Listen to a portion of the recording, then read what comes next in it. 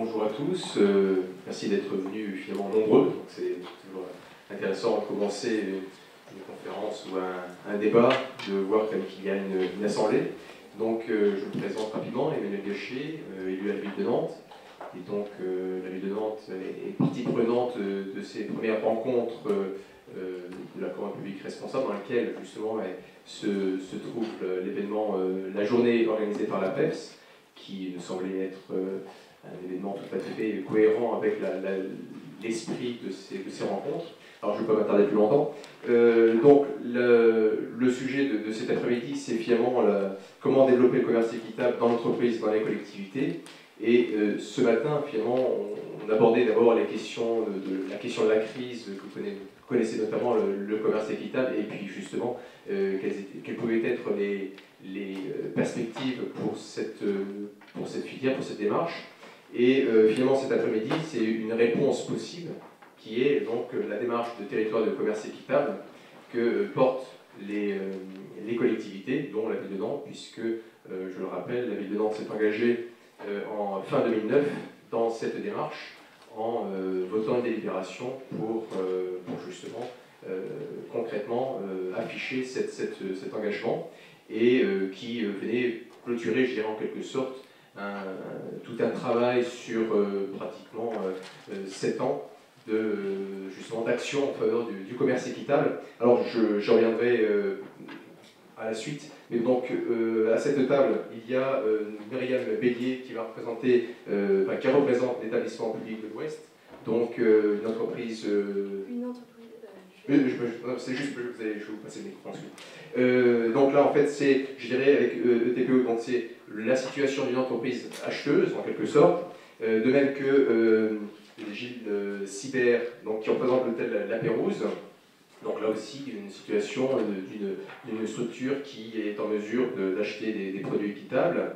Gaël Giffard qui va nous présenter justement en préambule la démarche TDCE, territoire de commerce équitable.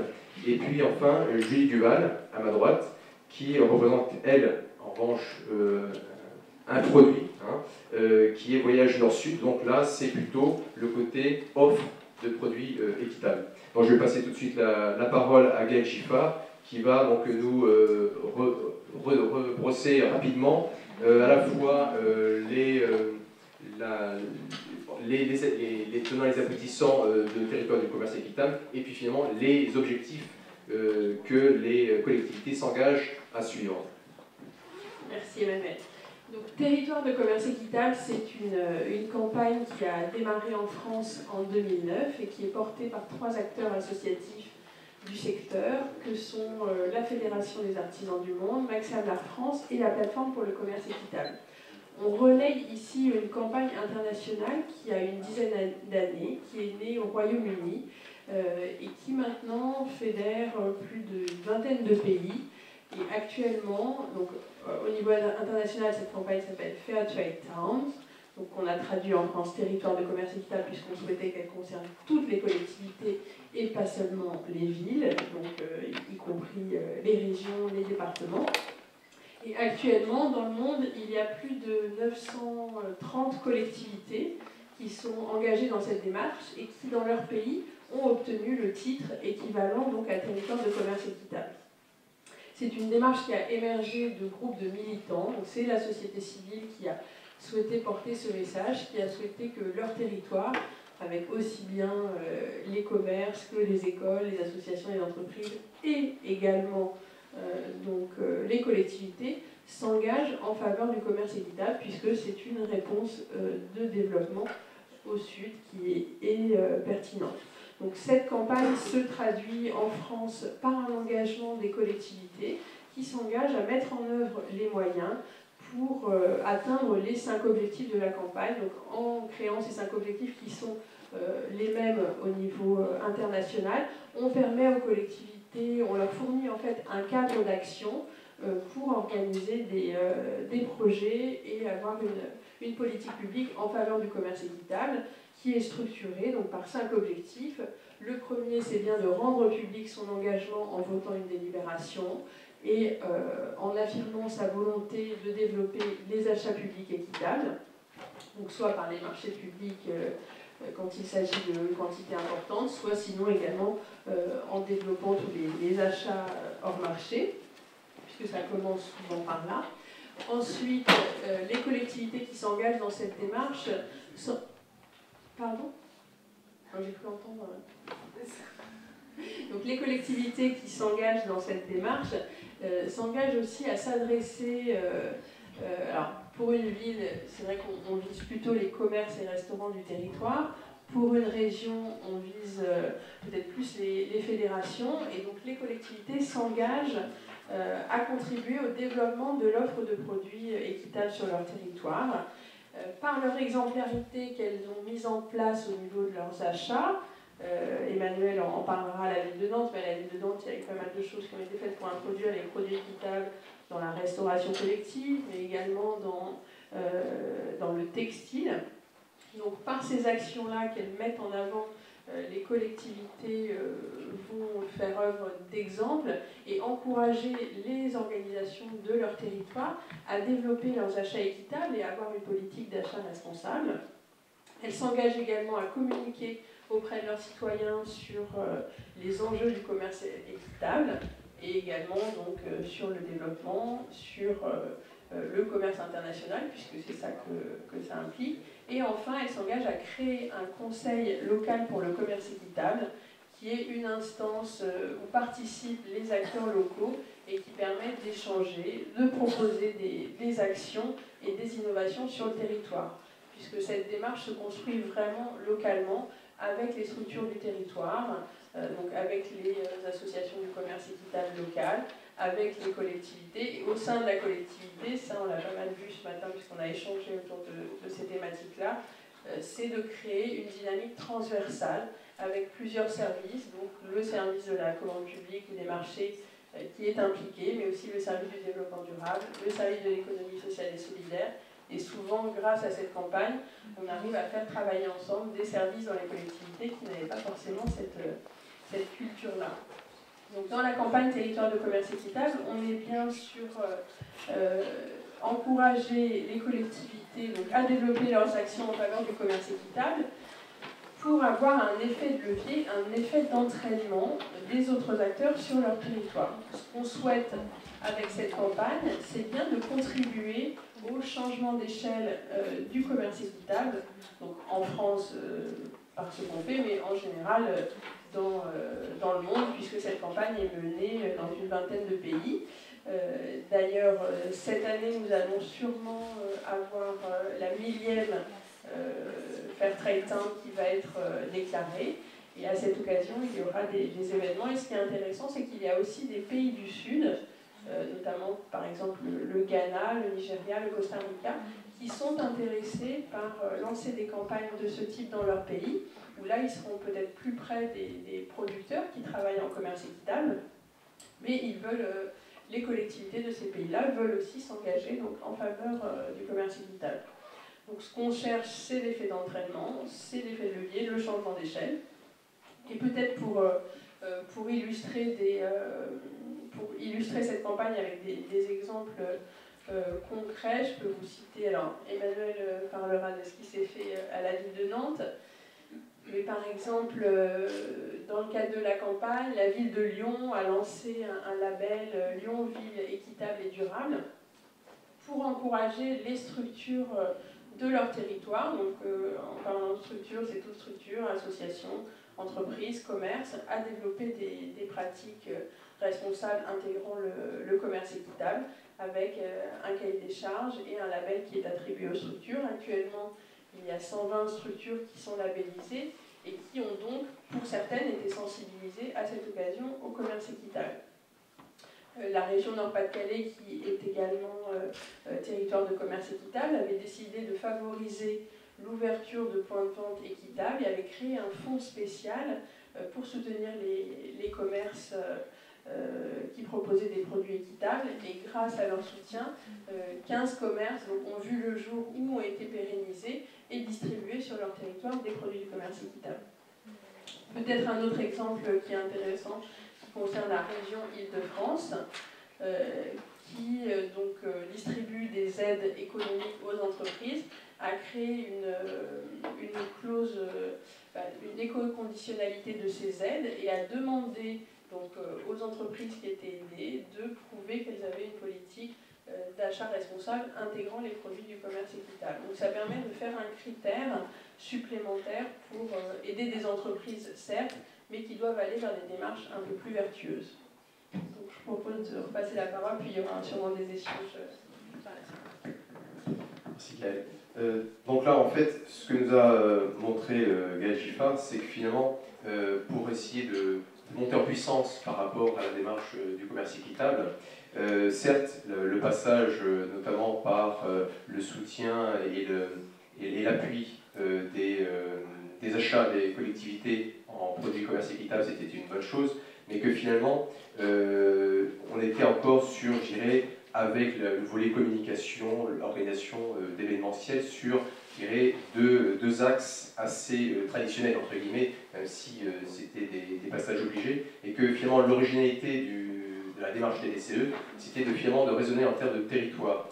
Et finalement, lorsque la ville de Nantes, notamment, s'est engagée dans cette démarche, finalement, ça venait, comme je le disais tout à l'heure, au terme d'un processus où, d'abord, il y a eu cet engagement sur les 500 villes s'engagent pour le commerce équitable en 2002, puis après une création d'une délégation en 2004, avec parallèlement l'introduction de produits expérimentaux à travers donc, le café, bien sûr, le chocolat, le sucre équitable, et puis parallèlement la mise en place du marché de Noël équitable, là aussi en 2004. Et donc, progressivement, on a aussi augmenté cette visibilité à travers de nouveaux événements, en soutenant la quinzaine du commerce équitable organisée par NAMS, et je salue à cette occasion cette association qui a beaucoup œuvré, notamment avec Artisans du Monde, à introduire localement cette thématique. Mais je dirais qu'après, on avait besoin de monter en puissance. Et finalement, avec cette démarche territoire du commerce équitable, c'était aussi de se dire, bon, finalement, la collectivité, est-ce qu'elle ne peut pas avoir un effet d'entraînement auprès d'autres structures présentes sur son territoire? Et c'est en cela où, encore une fois, TDCE apportait quelque chose de plus pour justement essayer de progresser, parce qu'on voit bien que, et ça c'est de façon récurrente, on rencontre des contraintes en termes d'offres, en termes du côté de la demande. Voilà, on n'a pas forcément au niveau des collectivités les produits qui correspondraient à nos exigences, mais finalement tout ça c'est des choses qui se construisent avec le temps, justement avec l'échange avec les fournisseurs, mais en même temps, pour démultiplier les occasions de rendre visible le commerce équitable, c'est effectivement essayer de réfléchir à animer son territoire. Et avec l'idée de créer le conseil local, c'était finalement une instance qui pouvait permettre d'avoir un lieu de débat, un lieu d'échange avec des acteurs, bien sûr historiques, associatifs notamment, mais d'élargir cette base avec, et c'est tout l'intérêt notamment de cette journée, où là nous avons des entreprises qui vont témoigner de leurs actions, à la fois de leurs réflexions, etc. Mais donc voilà, c'était de faire entrer de nouveaux partenaires, de nouveaux acteurs qui s'approprient aussi cette démarche. Et pour revenir encore une dernière fois sur les actions de la ville de Nantes, avant de voter cette délibération qui a engagé la collectivité dans cette démarche territoire de commerce équitable, nous avions organisé en novembre 2009 justement une rencontre acheteurs où en fait l'idée était de faire se rencontrer des acheteurs publics mais aussi des acheteurs d'entreprises pour voir finalement quelles étaient leurs interrogations. Et ce qui en est ressorti, c'est que finalement, on s'apercevait qu'on était dans la même logique, dans les mêmes démarches, c'est-à-dire déjà essayer de convaincre en interne de la pertinence de cette approche, parce que spontanément, on regarde le prix, on se dit, bah oui, mais finalement, c'est un surcoût, est-ce que c'est légitime d'assumer ce surcoût? Et puis donc voilà, donc il y a cet effet d'entraînement, donc convaincre des hommes et des femmes à s'engager dans un projet de cette nature. Et puis après, c'est être confronté à l'offre, quelle était cette offre. Donc, je vais tout de suite passer la parole à l'une des entreprises acheteuses, parce que je pense que là, on est un peu dans la même situation qu'une collectivité. Donc, je vais passer la parole à Myriam Bélier, qui représente encore une fois l'établissement public de l'Ouest. Je vous remercie. Donc, je suis Myriam Bélier, coordinatrice RSE dans l'entreprise ETPO, entreprise de travaux publics de l'Ouest. Donc, pour dire quelques mots de notre société, nous sommes une entreprise donc, spécialisée dans le bâtiment, travaux publics, ouvrages d'art et travaux maritimes également. Donc, nous sommes largement implantés à Nantes, dans la région ouest, puisque notre siège social se situe à Nantes. Nous sommes une entreprise de 330 salariés, répartis en 5 agences dans la métropole. Donc, pour vous montrer un petit peu l'implantation locale qu'on a dans le paysage urbain, je vais vous citer quelques exemples de chantiers qu'on a fabriqués en fait à Nantes. Alors, il y a tout d'abord dans le domaine hospitalier. Nous avons effectué les nouvelles cliniques nantaises, le CHU et également Gaudichaud. Nous sommes également présents dans le secteur de la recherche puisque nous avons construit l'établissement Technocampus avec la région. Nous avons également effectué la nouvelle salle de spectacle qui sera inaugurée bientôt, la Fabrique, sur l'île de Nantes. Et pour vous donner un dernier exemple de ce qu'on construit comme ouvrage d'art, nous avons fait pas mal de ponts sur ETPO, dont un qui est ancien, qui commence à dater, c'est le pont Anne de Bretagne. Et le pont que vous allez bientôt pouvoir passer au travers de la Loire, et qui sera sans doute le plus beau pont de Nantes, ce sera le pont Éric Tabarly, qui reliera Malakoff à l'île Beaulieu. Donc voilà pour les présentations. Alors effectivement, ça peut paraître un petit peu bizarre que j'intervienne ici, puisqu'en fait c'est le commerce équitable, mais c'est pour vous montrer que le commerce équitable aussi se démocratise dans les entreprises. Et pour vous donner en fait un exemple de comment on a implanté des produits équitables au niveau de notre entreprise, en fait ça a démarché, notre démarche de développement durable a commencé en 2007. Et en fait, elle a commencé tout simplement par la création d'un site internet, enfin intranet, pardon, dans notre entreprise, et notamment par l'apparition d'une boîte à idées. Donc en fait, elle avait pour but de donner la parole à nos salariés et qui propose en fait concrètement des actions, des petites initiatives en faveur du développement durable.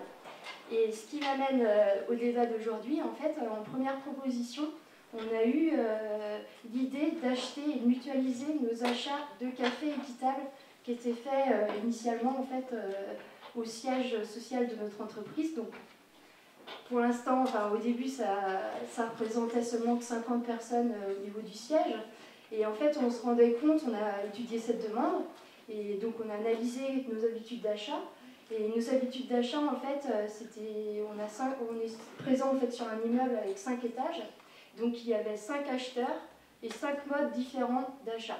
Donc il y en avait qui payaient de leur données personnelles, d'autres commandaient en fait avec des fournisseurs de bureaux, etc. Donc on a épluché les factures. Souvent ce qu'on nous dit, effectivement, ce qui peut être un frein, on en parlera tout à l'heure, c'est le coût des produits équitables. Et en fait, on s'est aperçu que finalement, acheter du café équitable d'une manière globale était tout à fait, enfin pas plus coûteuse que par exemple de l'acheter à un commerçant de fourniture de bureau qui nous facturait beaucoup plus cher en fait que ce qu'on pouvait. Donc on a effectivement étudié d'abord le coût, donc on s'est rendu compte que c'était possible de le faire, de trouver un fournisseur et de faire une commande globale. Et ensuite il y avait le frein aussi qui souvent apparaît, c'est le goût. Changer les habitudes, oui, mais le café est moins bon, voilà. Donc en fait pour lutter contre ce frein, on a fait une dégustation. Voilà, on a appelé l'entreprise avec laquelle on travaille pour faire une dégustation. On n'avait pas invité Georges Clounet, mais ça s'est bien passé pourtant. Donc ce frein passé, on a mis en place l'achat groupé de café équitable au sein de l'entreprise. Donc ça privilégie effectivement le commerce équitable. Deux, en fait, tout le monde y a gagné puisque les salariés ne payent plus le café, donc certains le payaient, certains ne le payaient pas. Donc aussi une amélioration du côté social au niveau des salariés. Et puis ce genre d'action, alors effectivement elle peut paraître, surtout par rapport à notre secteur d'activité, minime, mais en fait moi je tiens à dire que c'est tout un tas de petites initiatives qui entraînent en fait un effet boule de neige et du coup en fait on a commencé par le café équitable, donc qui a été pris au siège social. Ça se fait également sur les chantiers maintenant, donc c'est beaucoup plus de personnes. Et puis aussi, donc ça on en parlera peut-être peu plus tard, mais le commerce équitable, en fait, souvent il est décrié aussi par rapport au côté environnemental. Est-ce que comment c'est sain de faire venir des produits de l'autre bout de la planète, etc. Donc pour le café, on n'a pas le choix. Mais pour d'autres produits, on a mis, par exemple, on nous a proposé, pareil, une autre idée de privilégier l'agriculture de la région. Donc aussi, je voudrais dire que le commerce équitable, c'est peut-être aussi intégrer, le voir d'une manière locale, c'est-à-dire encourager le développement local des entreprises, donc pourquoi pas l'agriculture dans nos régions. Voilà pour mon témoignage. Merci. Donc là, on voit que finalement, on était a priori au départ très loin justement de cette approche commerce équitable, et malgré tout, on s'aperçoit que c'est une initiative qui a été pleinement appropriée dont les salariés se sont pleinement appropriés. Et donc justement, je vais passer la parole à Gilles Sibert, qui, alors là, on peut se dire, finalement, le lien était peut-être a priori un peu plus évident, mais c'était pas peut-être justement un mauvais a priori, où on se dit que finalement, par rapport à l'hôtellerie, par rapport à la restauration, finalement, c'est peut-être des secteurs qui sont a priori plus sensibilisés à cette question-là, mais vous allez pouvoir nous exposer votre réflexion, votre démarche.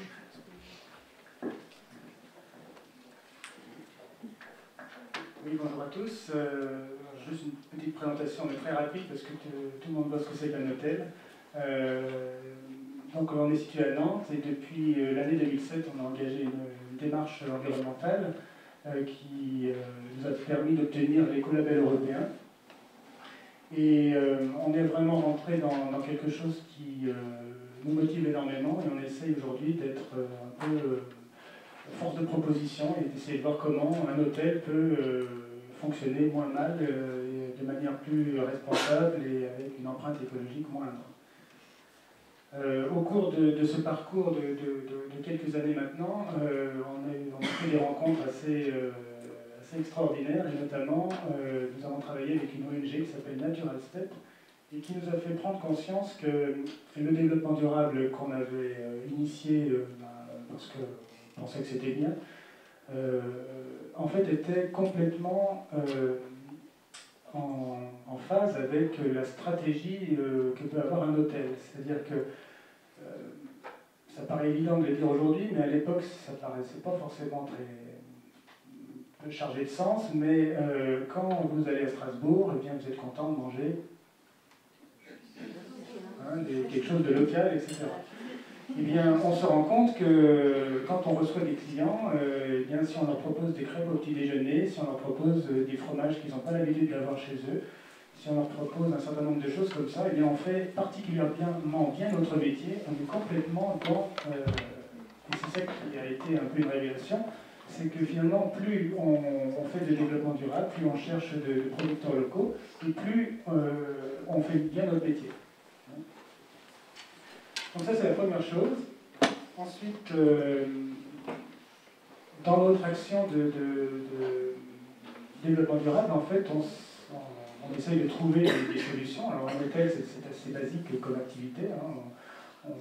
On a fait un bilan carbone qui nous a permis de prendre conscience des gros postes, et notamment que le poste du linge, le lavage du linge, c'est un énorme poste et responsable, en tout cas dans notre établissement, autant... c'est le premier poste ex aequo avec le poste du climat, donc du chauffage et de la climatisation des bâtiments. Et c'est vrai que quand, du coup, ça a attiré notre attention sur ce poste-là, et on a regardé ça de plus près, bien sûr, et on s'est rendu compte qu'on avait 48 tonnes de linge par an. En fait, un hôtel, il faut vous dire, c'est comme si c'était une énorme machine à laver. Et on passe notre temps à faire laver du linge. Pour vous donner une idée, on met à peu près 2 fois par semaine 8 chariots grillagés, que vous pouvez voir souvent dans les supermarchés. 2 fois 8 chariots par semaine de linge sale qui part se faire laver à l'extérieur. Et donc on s'est demandé comment on allait pouvoir réduire ce poste-là. Et c'est par un dialogue très très soutenue et enfin disons, à double sens, avec les différents prestataires de linge, qu'on a eu un certain nombre de pistes. On s'est arrangé aussi pour choisir un producteur de linge qui soit le plus près possible, donc celui-ci est à 49 km de Nantes. Et puis, par un dialogue, je suis allé visiter son usine, il est venu discuter avec nous, et on est arrivé, par exemple, à réduire le grammage des draps, par exemple.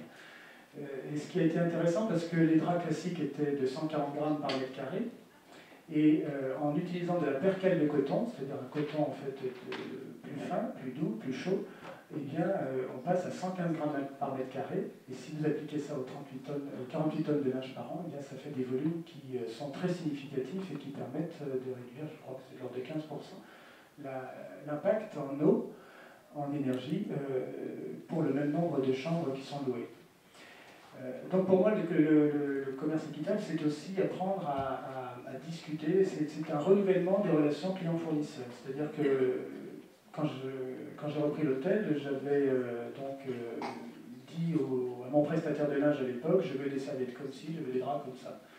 Là, c'est par le dialogue qu'on a défini ensemble la meilleure manière de progresser en matière à la fois de confort pour les clients, de solutions qui s'y restent économiques et avec une empreinte écologique qui s'améliore. Je voulais aussi dire on achète aussi pour le petit déjeuner beaucoup de produits, café, thé, chocolat. Donc là, pour nous, ça a été évident tout de suite de rechercher des produits issus du commerce équitable. On s'est posé longuement la question sur le sucre, parce que finalement, là, j'avoue que j'ai toujours pas... j'ai pris une décision, mais je ne suis pas tranquille avec cette décision.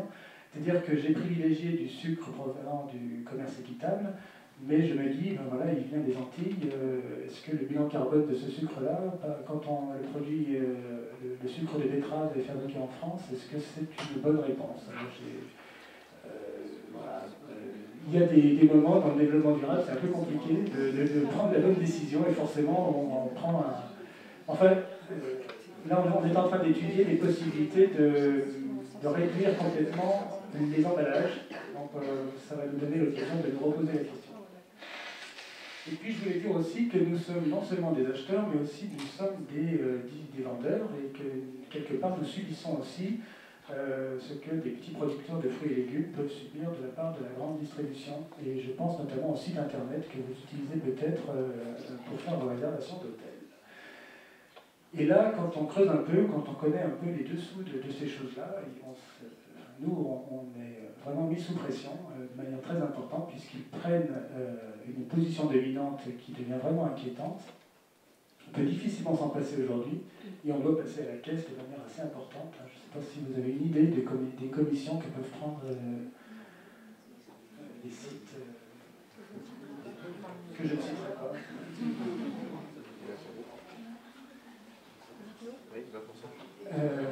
Ça varie entre, disons, le plus cher c'est 30%, la plupart c'est autour de 15-17%, et on en trouve quelques-uns sur 8 et 10%. Donc là on est dans une espèce de spirale dont on essaye de se sortir. Donc pour nous on a différentes stratégies par rapport à ça, c'est de privilégier, de faire en sorte d'être un hôtel attractif et incontournable, de façon à ce que si jamais on ne devait plus travailler avec ces sites-là, que les clients, grâce à la réputation qu'on pourrait avoir, voudraient à tout prix venir dormir chez nous. Alors on peut rêver, malheureusement il y a encore pas mal de travail à faire. Et puis on essaye de travailler donc, sur d'autres pistes, comme par exemple la création d'un portail qui s'appellerait réserverendirect.com, et toute une sensibilisation de nos clients pour justement les alerter en fait, sur ces pratiques, sur ces sites qui apparemment sont extrêmement bien faits, permettent des comparaisons, de choisir facilement son hôtel. Donc utilisez-les pour ça, mais quand il s'agit après de faire votre réservation, allez directement sur le site de l'hôtel, ça sera du commerce équitable. Enfin, une dernière action qu'on essaye de mener, mais cette fois-ci de manière où on se groupe à plusieurs hôtels. Vous savez peut-être que les hôteliers nantais ont lancé un projet d'éco-certification de l'ensemble des hôtels. Aujourd'hui, la métropole comprend 25% de ces hôtels en nombre de chambres qui sont éco-certifiés. Donc on est encore loin de l'objectif de 100%, mais malgré tout, ça commence à créer une dynamique. Et donc on essaye d'encourager les parties prenantes, hein, la Cité des Congrès, le Parc des Expositions, les diverses collectivités, à encourager ces démarches-là dans leur politique d'achat, les mettre en avant sur les sites de réservation de l'Office du tourisme, par exemple, en tout cas de promouvoir ça. Comme ça nous permettra de prendre nos confrères qui sont encore un peu en train d'hésiter en sandwich entre leurs confrères qui les poussent à aller dans ce sens et puis les donneurs d'ordre qui prêtent attention à ce genre d'engagement. Voilà. Merci pour ce témoignage. Bon, je vois que l'Assemblée commence à s'agiter, donc je pense qu'il y aura quelques questions. On va vite passer au dernier témoignage. Donc là, on est plutôt sur le versant offre de produits du commerce équitable, donc on est plus là sur le tourisme. Donc je vous laisse sur les services du commerce équitable, donc je vous laisse la parole. Merci. Oui, donc effectivement, c'est un petit peu différent, hein, la vente de services, hein, de loisirs. Là, du coup, on s'adresse plus directement aux entreprises, mais aux comités d'entreprise. On ne s'adresse pas directement aux collectivités, mais aux amicales des agents ou au comité des œuvres sociales. Donc, mes interlocuteurs ne sont pas les mêmes que pour des produits. Alors, je reviens juste d'abord sur mon activité. Hein. Donc, Voyage Nord-Sud, c'est un service de mise en relation des voyageurs ou des entreprises, des comités d'entreprise ou des comités des œuvres sociales, avec les organisateurs de voyage. Donc, mon travail consiste à orienter les voyageurs vers l'organisateur qui va pouvoir répondre un peu au cahier des charges du client. Donc, pour mon expérience, je travaille actuellement avec une association intercomité d'entreprise. Donc, je suis de Rennes, hein, donc je travaille avec cette organisation d'Ille-et-Vilaine, l'OIS, que vous connaissez peut-être. Donc, il a fallu adapter effectivement mon offre de service à cette façon de travailler bien spécifique. Alors déjà, il a fallu faire beaucoup d'informations sur quelle est cette offre, quelle est la diversité de cette offre de tourisme équitable, solidaire, écotourisme, tourisme vert, etc. Hein, il y en a un sacré panel. Ensuite, c'était de s'adapter au mode de fonctionnement, au mode d'achat en fait, de ces services loisirs. Alors, vous connaissez peut-être les chèques vacances, donc, auxquels les comités d'entreprise ont de plus en plus recours. Donc là, effectivement, je ne peux pas me positionner en tant que vendeur de voyage, hein, puisque je ne suis qu'un courtier. Donc, mon travail, c'est d'orienter le salarié qui a son chèque vacances vers un organisme, un organisateur de voyage qui va pouvoir le faire bénéficier de son avantage de chèque vacances. Donc il y a ce dispositif-là. L'association, l'intercomité d'entreprise, me référence comme prestataire privilégié, un prestataire local qui va orienter les voyageurs vers l'organisme qui les intéresse. D'un autre côté, on travaille avec l'intercomité d'entreprise sur la sensibilisation des voyageurs sur le voyage ensemble.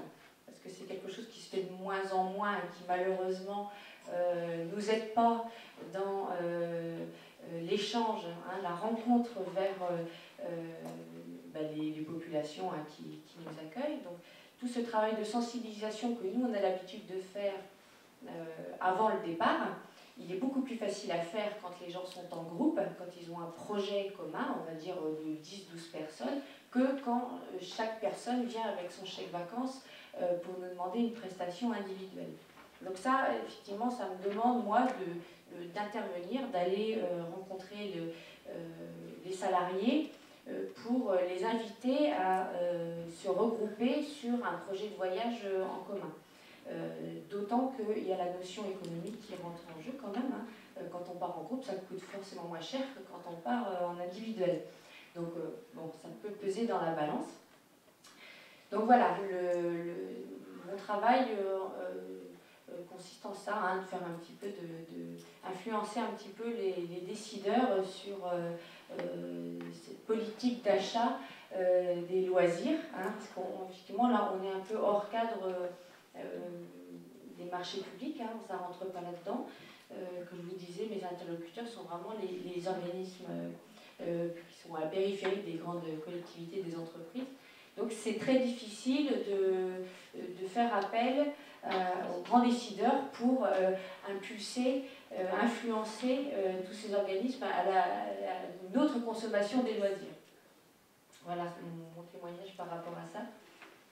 J'arrête là. Non, j'ai juste une question à vous poser. Par rapport plus précisément donc aux critères que vous pourriez avoir, donc vous allez plutôt orienter donc des futurs touristes vers justement des voyages dans le cadre de séjours par exemple en Afrique ou ailleurs, mais qui ont une autre logique, ou est-ce que, parce que là en fait vous n'avez pas mis suffisamment en avance la question finalement du commerce équitable. C'est est-ce que dans votre démarche, vous essayez d'orienter les gens vers des prestations touristiques qui se sentent réellement dans une démarche commerce équitable? Alors, oui, merci de revenir là-dessus, parce que ça fait partie aussi d'un objectif que je me suis fixé en créant cette activité-là, c'est d'apporter une notion pédagogique un petit peu sur qu'est-ce que c'est le voyage alternatif ou responsable. Hein. Derrière le terme écotourisme ou solidaire, etc., qu'est-ce qu'il y a? C'est-à-dire quand je vais orienter le voyageur vers telle ou telle structure, je vais lui expliquer concrètement qu'est-ce qui se passe sur le terrain.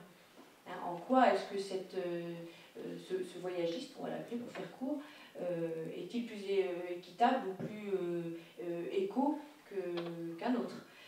Donc effectivement, moi je ne donne pas en fait la position du tel organisme va être mieux qu'un autre.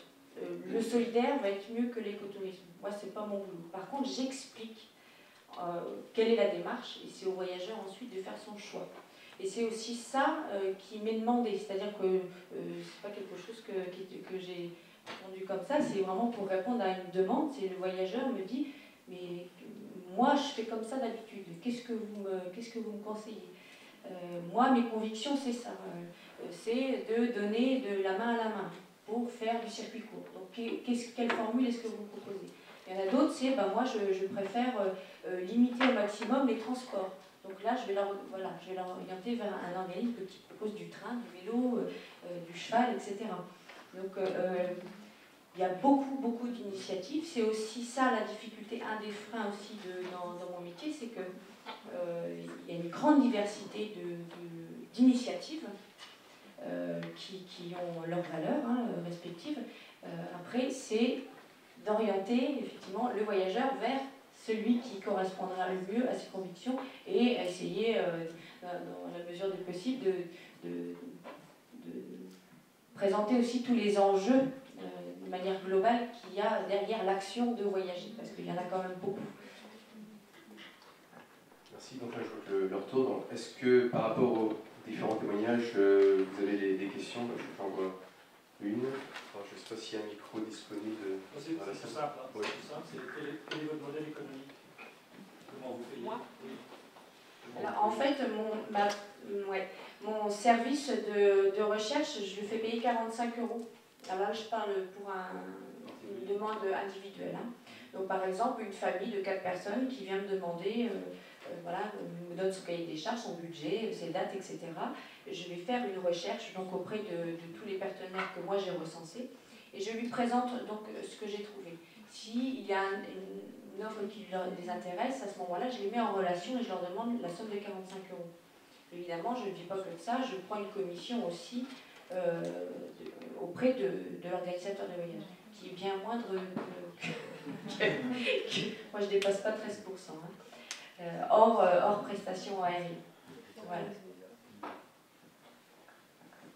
Merci. Est-ce qu'il y aurait une autre question? Parce que sinon nous allons rebondir. Oui. J'avais une petite question, ça pour rebondir par rapport à ça. Donc, moi, je travaille sur les, je ne sais pas si tout le monde m'entend, sur les achats publics équitables en Aquitaine. Et en fait, on a du mal à comprendre encore comment fonctionnent les achats de cadeaux dans les collectivités. En particulier parce qu'il y a pas mal d'artisanat équitable qui pourrait être passé sur des achats proposé pour des achats de cadeaux, soit aux invités, aux usagers ou aux agents. Et donc je voulais savoir si dans la salle il y avait quelqu'un, si vous avez une expérience sur des achats de cadeaux d'artisanat par une collectivité, peut-être que vous aussi d'ailleurs, plus vous par une collectivité. Je peux peut-être répondre à cette question. Alors c'est vrai que en fonction du type de cadeau, ça peut être géré au niveau d'une collectivité, soit par un organisme mentionné par Julie Duval, qui est le comité des œuvres sociales, qui s'adresse aux agents de la collectivité et qui peut s'occuper effectivement de tout ce qui est cadeau pour les agents ou pour les enfants des agents. Donc dans chaque collectivité, il y a une structure de ce type qui peut être contactée pour référencer ensuite les produits. Après, j'ai l'exemple en tête de la ville de Drancy, qui a souhaité, donc qui est également territoire de commerce équitable depuis 2009, et qui a souhaité mettre en avant son engagement en offrant donc, à toutes les familles qui venaient déclarer un nouveau-né un pyjama issu du commerce équitable. Donc c'était plus de 1500 naissances. Donc ça fait l'objet d'un marché spécifique, mais le besoin avait été défini clairement. C'était pyjama issu du commerce équitable et coton biologique. Voilà. Peut-être je peux juste rebondir, j'en profite que pendant que je lis trop de micro pour revenir sur les besoins. Nous, ce qu'on constate, parce que dans le cadre de la campagne Territoire de commerce équitable, on accompagne vraiment les collectivités dans la mise en œuvre de politiques publiques en faveur du commerce équitable. D'ailleurs, comme on a peu de temps, je vous invite ensuite à venir nous rencontrer sur notre stand où on a pas mal de documentation, dont ce guide que je mettrai à votre disposition. Et donc nous accompagnons les collectivités et on se rend compte qu'un de leurs besoins, c'est vraiment de connaître l'offre. Donc nous, régulièrement, on organise des rencontres entre les entreprises du commerce équitable et les collectivités, de manière à ce que l'offre soit bien connue. L'offre a beaucoup évolué depuis ces dernières années, que ce soit en termes de conditionnement. Auparavant, le commerce équitable s'adressait plus aux particuliers, donc on avait des petits conditionnements. Maintenant, il y a énormément de types de conditionnements qui existent. Le riz peut être livré en sac de 500 kg, donc ça c'est plutôt pour les cuisines centrales. Pour le sucre, il y a également plusieurs conditionnements. On peut avoir du sucre en vrac et selon le client, ça peut être utilisé, valorisé. Il y a aussi du sucre en conditionnement individuel parce que pour certains usages dans les collectivités, on a besoin d'un conditionnement individuel, même si les entreprises du commerce équitable essayent d'éviter les suremballages ou de proposer des emballages avec des matériaux les plus écologiques et les moins impactants sur l'environnement. En tout cas, c'est vrai qu'on a cette démarche de rapprocher l'offre et la demande. Et également, quand les collectivités nous signalent un manque ou un problème, par exemple sur tel riz n'est pas adapté à la cuisine collective, dans ce cas-là, nous, on essaye aussi d'alerter les entreprises du commerce équitable, qui sont souvent des PME, donc plutôt assez réactives, de manière à ce qu'elles adaptent leur offre, à la fois en termes de conditionnement, mais aussi en termes de type de produit. Et par exemple, maintenant, il y a un riz qui est proposé par les entreprises de commerce équitable qui est tout à fait adapté à la restauration collective, qui est donc pré-cuit, étudié, et qui correspond bien à la demande des collectivités. Mais tout ça, c'est une construction qu'on élabore donc, avec les acteurs et en faisant se rencontrer les collectivités et les entreprises du commerce équitable.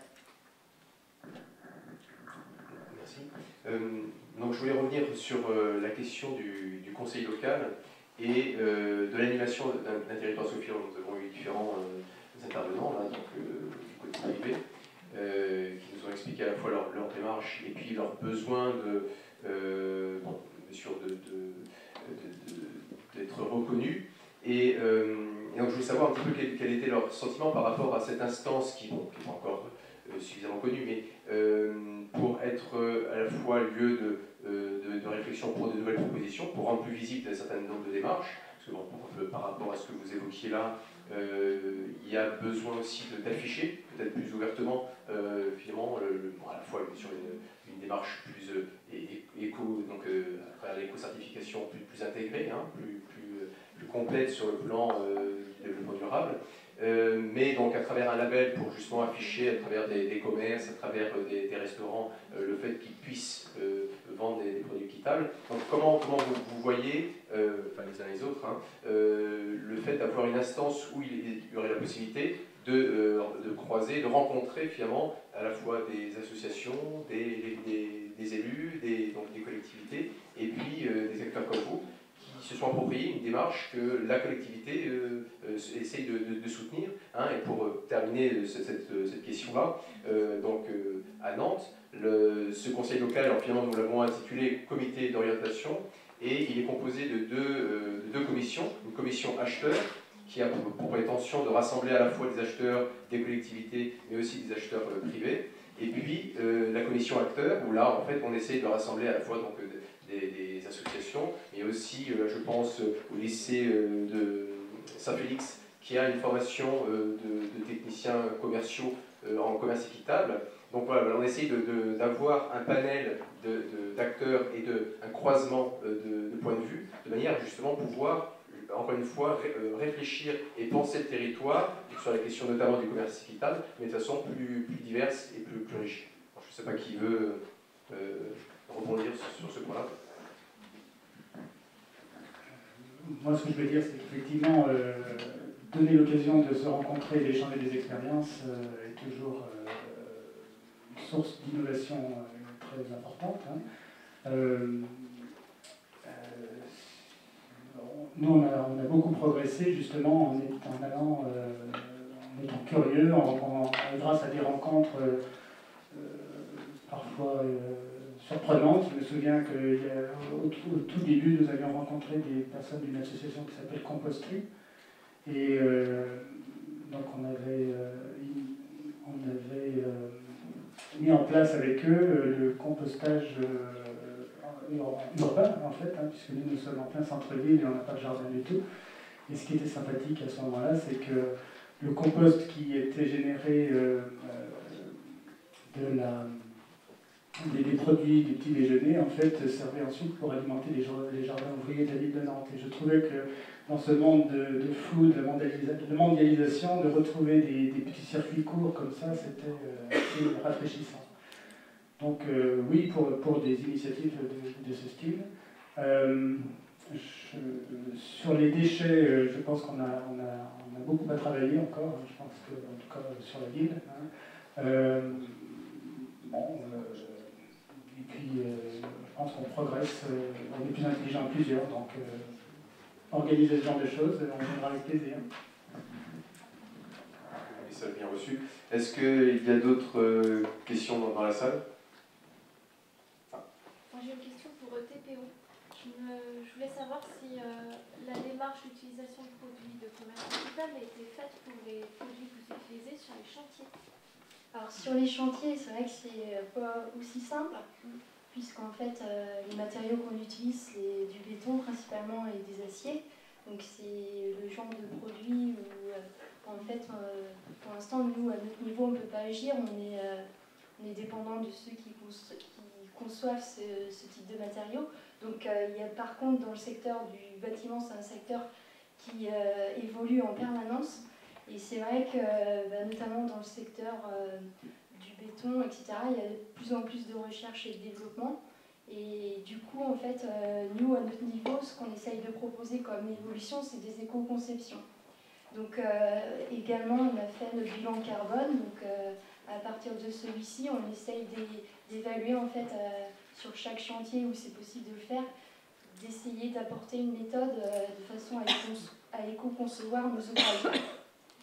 Mais il n'y a pas de solution aussi simple, par exemple, que celle qu'on a employée pour les bureaux, où effectivement c'est assez facile de choisir un produit qui est équitable et qui apporte la même qualité en fait qu'un autre produit commun. Vous utilisez peut-être du bois aussi? Effectivement, en fait, à notre niveau dans l'entreprise, pour l'instant, c'est surtout béton, etc. Mais en fait, on est rentré dans le capital d'une filiale qui en fait fabrique avec du bois, en fait, Mureco. Donc, conçoit des immeubles à base de bois. Et donc là, le bois, il est PEFC, il est... Oui, il est écolabellisé. Donc en fait, le bois, en plus, il y a 3 cycles d'utilisation. En fait, la première, c'est le bois pour construire. Ensuite, on peut le en combustible, ensuite en dernière utilisation. Donc c'est vrai que le bois permet de répondre à la problématique des développements durables. Mais en fait, je pense que ce qui compte, c'est plusieurs solutions. Donc il n'y a pas une solution qui va marcher pour chaque cas de figure. Et pour des ponts, par exemple, on pourra pas, pour l'instant, on ne peut pas les faire en bois. Donc, par contre, il y a d'énormes progrès qui sont faits au niveau justement des aciers. Donc, je parlais tout à l'heure du plus beau pont de Nantes. Donc, je me suis peut-être avancée, mais je vous encourage à aller le voir. Il est vraiment splendide et en fait, on ne voit pratiquement pas les piles comme un pont classique. Donc, c'est un pont à haubans. Donc, c'est vrai qu'on se demande comment ça tient en fait. Donc, il y a vraiment des innovations qui sont faites sur les matériaux. Voilà. Alors justement, parce qu'on a abordé la question du bois, là, on dérive un petit peu, on est sur la problématique assez large. Vous vouliez ajouter quelque chose dans le cadre de TSE? Oui, peut-être pour rebondir justement dans le cadre de l'ouverture des gammes de produits équitables. Alors, c'est quelque chose qui va se faire à moyen terme, mais je voulais juste vous signaler qu'il y a actuellement donc, la Fédération du commerce équitable international, Fairtrade International, est en train de réfléchir avec justement la FSC qui labellise les bois exotiques, de manière à ce qu'il y ait du bois labellisé FSC, mais qui répondent aux critères du commerce équitable, puisque c'est vrai que FSC a une démarche d'abord environnementale, qui inclut également quelques aspects sociaux, mais disons que ce n'est pas au centre. Et donc on va pouvoir trouver, alors peut-être pas cette année, peut-être l'année prochaine ou l'année suivante, en tout cas du bois qui aura la double labellisation, commerce équitable et FSC, donc qui permettra de garantir que donc les communautés indigènes, autochtones bénéficient de la vente de ce bois et qui ne met pas en péril leur survie. Donc ça c'est aussi une innovation du commerce équitable et une ouverture des produits que vous pourrez demander dans vos cahiers des charges et mettre ensuite en œuvre dans vos collectivités ou entreprises. Mais ce n'est pas pour tout de suite. À surveiller. Tout à l'heure, quelqu'un a posé la question du sucre en disant c'est mieux peut-être d'acheter du sucre de betterave parce qu'il est fabriqué chez nous plutôt que d'importer du sucre de canne équitable par exemple. J'aimerais avoir un éclaircissement là-dessus. En fait, c'est... La question, c'est le bilan carbone. Je pense que le monsieur qui est juste derrière vous, il a réagi, donc je pense qu'il a des éléments de réponse. Oui, je peux répondre rapidement, puis Pierre pourra compléter, mais c'est vrai qu'il y a eu plusieurs analyses de cycle de vie ou bilan carbone réalisées. C'est vrai qu'en France, la betterave est cultivée plutôt de manière intensive. Le sucre, c'est souvent donc, du sucre de la canne à sucre cultivée biologiquement. Donc l'impact environnemental du sucre, même s'il vient de loin, est souvent moindre que le sucre de betterave, qui en plus a un coût environnemental supplémentaire dans son raffinage, alors que vous pouvez trouver du sucre de canne brut, donc relativement peu transformé. Peut-être que Pierre... C'est un peu plus compliqué, mais globalement, de toute façon, la betterave a un rendement à un tiers de moins que la canne à sucre, déjà à la base de la plante. Donc il y a un rendement qui est vraiment assez inefficace. En gros, la betterave en Europe, en France, elle n'est rentable que parce qu'il y a des subventions énormes, déjà. Mais ceci dit, la canne à sucre, environnementalement, c'est pas toujours le top. Donc effectivement, les plantations du Paraguay qui sont labellisées Besiflo sont très spéciales. Enfin, c'est en bio, il faut que ça soit avec que ça pompe pas trop la nappe phréatique, il y a une certaine diversification des cultures, etc. Mais ça effectivement, d'où le label, dans ce cas-là, le label Flow garantit quand même certains process de production. Pour la canne à sucre. Par contre, la betterave, de toute façon, ça vient, le bilan carbone est désastreux, puisqu'en gros, vous consommez plus d'énergie que vous n'en donnez. mais ça marche grâce aux subventions. Parce que la canne à sucre, l'usine de laquelle j'en ai visité au Brésil, elles sont autonomes énergétiquement, c'est-à-dire que vous brûlez la bagasse et vous produisez de l'énergie qui sert à faire tourner les machines. Donc, je vais repartir tranquille. Il faut faire un bilan. Si vous avez accès à un bilan, pas seulement bilan carbone, hein, c'est un bilan global. Ah oui, c'est ça. Mais encore, en gros, quand même, la betterave, c'est pas du tout. C'est moins bon. Max Havelaar avait une mauvaise presse comment est-ce qu'on est sûr que les organismes qui contrôlent l'équitabilité des produits nous garantissent effectivement la chaîne et... Alors, il y a toujours des polémiques, mais en tout cas, Flowcert, qui est une des entreprises qui vérifie le cahier des charges Max Havelaar, est labellisé ISO 65, donc répond à des normes internationales avec un auditeur externe qui vérifie ça. En outre, l'ensemble des cahiers des charges par filière sont accessibles et transparents, ce qui est aussi un des critères du commerce équitable.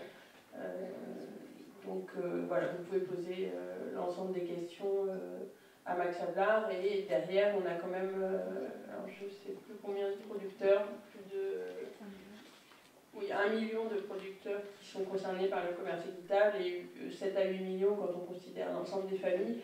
Et c'est vrai que si vous avez l'occasion d'en rencontrer, notamment à l'occasion de la quinzaine du commerce équitable, n'hésitez pas à leur poser toutes ces questions. La plupart défendent quand même ce système parce qu'il leur a permis, ce système et les autres, hein, notamment le système WFTO, pour tout ce qui concerne l'artisanat, mais sur l'alimentaire, c'est plutôt les cahiers des charges Max Havelaar.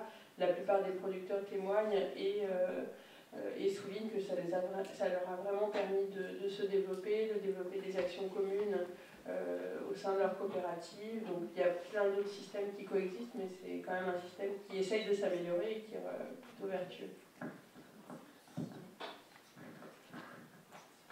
Encore une question? Oui. Oui, c'est pas vraiment une question, mais je voudrais insister sur l'aspect politique du commerce équitable. Hein, c'est pas simplement, on met quelquefois un peu trop en parallèle l'éco-conception, le bilan carbone, les circuits courts vis-à-vis du commerce équitable. Mais je pense que la valeur du commerce équitable, et c'est dans la définition, c'est une valeur aussi politique. À l'origine, et bon, ça disparaît un petit peu, les acteurs du commerce équitable sont censés soutenir des campagnes pour faire changer les pratiques du commerce international conventionnel. Et bon, c'est à mettre en lien, enfin comment dire, en parallèle avec le bilan carbone. Enfin bon, quand on calcule le bilan carbone, il ne faut pas oublier qu'en face, il y a un soutien politique à des producteurs défavorisés et que ce soutien politique, eh bien, il fait partie du commerce équitable et que c'est important, hein, de lutter contre la pauvreté et contre les pratiques du commerce international qui défavorisent les plus pauvres, les pays les plus pauvres. Alors, je voudrais vous rassurer, madame, parce qu'effectivement, si on avait choisi le sucre commerce équitable sans savoir les analyses du bilan carbone, c'était justement parce que, au niveau de notre activité, on essaye justement de promouvoir un autre genre d'économie. La financiarisation à outrance de l'économie, c'est quelque chose, je pense qu'au niveau d'une entreprise, on peut être acteur, on peut se plaindre que ça existe, mais il faut effectivement être acteur et par ses décisions au quotidien, essayer d'encourager cette économie responsable plutôt qu'une autre, chaque fois qu'on peut le faire. Alors, on n'a pas parlé du secteur des banques, mais j'ai vu l'autre jour que dans la revue Terra Eco, que certains connaissent sûrement, toute une analyse comparative et du coup, on est en train de faire des emprunts en ce moment et on a consulté les crédits coopératifs qui étaient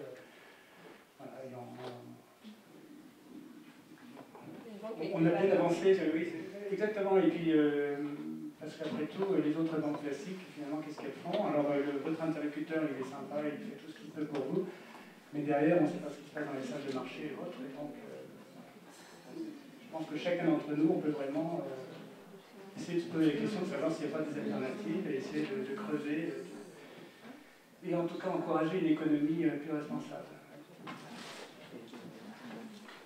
Donc là, finalement, on clôture avec un aspect très politique, mais je ne pense pas qu'on ait oublié cet aspect éminemment politique du commerce équitable, puisque je pense que plus globalement, bien évidemment, la question du producteur et de l'échange avec des personnes avant tout, plus que des marchandises, c'est avant tout un échange avec des personnes.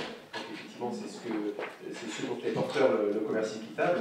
Mais encore une fois, je pense qu'il ne faut pas non plus se focaliser uniquement sur les producteurs du Sud, parce qu'ils illustrent cette question-là, mais je pense que quand on parle d'économie de proximité, c'est aussi de mettre aussi l'accent sur les producteurs qui sont très près de nous, qu'il ne faut pas oublier, parce que quand on parle de financiarisation, de logique économique internationale, on a aussi ces logiques chez nous, donc je pense que ce n'est pas encore une fois opposé, c'est complémentaire, c'est un autre versant de la même question. C'est la question effectivement du producteur et de reconnaître son travail, et que finalement, monsieur à travers son exemple aussi, et aussi dans cette logique-là, c'est qu'il essaye d'avoir une démarche, on va dire plus globale, où il n'y a pas simplement que le commerce équitable, mais où il y a bien l'essence de son travail qui doit être reconnu dans sa qualité. Si je dois acheter de la mâche, je vais plutôt privilégier les producteurs locaux, les bio. En revanche, le café, c'est plus compliqué. Voilà. Je pense que tous les produits ne se perdent pas et qu'effectivement, pour le café, le thé et le chocolat, ça coule de source. Je vous remercie de votre attention.